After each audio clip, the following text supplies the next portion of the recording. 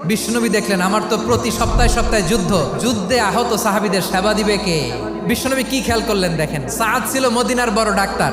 এই নারী সাহাবী রুফাইদা বাবার কাছ থেকে চিকিৎসা বিদ্যা শিখেছেন। বিশ্বনবী রুফাইদাকে বললেন, রুফাইদা তুমি মসজিদে নববীর পাশে একটা মেডিকেল ক্যাম্প করো। বিশ্বনবীর ডিরেকশন অনুযায়ী তিনি মসজিদে নববীর পাশে একটা মেডিকেল ক্যাম্প করলেন এবং আহত সাহাবাদের চিকিৎসা উনি ওনার টিম নিয়ে দিতেন। বিশ্বনবীর পরামর্শে উনি আনসারি এবং মুহাজির মহিলা সাহাবীদেরকে নিয়ে একটা স্পেশাল মেডিকেল টিম গঠন করলেন। খায়বার যুদ্ধে 7ম হিজরিতে যখন বিশ্বনবী যায়, উনি ওনার টিম নিয়ে আসলেন, বললেন, ইয়া রাসূলুল্লাহ, আমরা তো তলোয়ার চালাতে পারি না, আমরা তো তীর মারতে পারি না, আপনি যদি অনুমতি দেন খায়বার অভিযানে আমি আমার টিম নিয়ে মেডিকেল টিমের সেবাটা সার্ভিসটা দিতে চাই। পড়েন সুবহানাল্লাহ।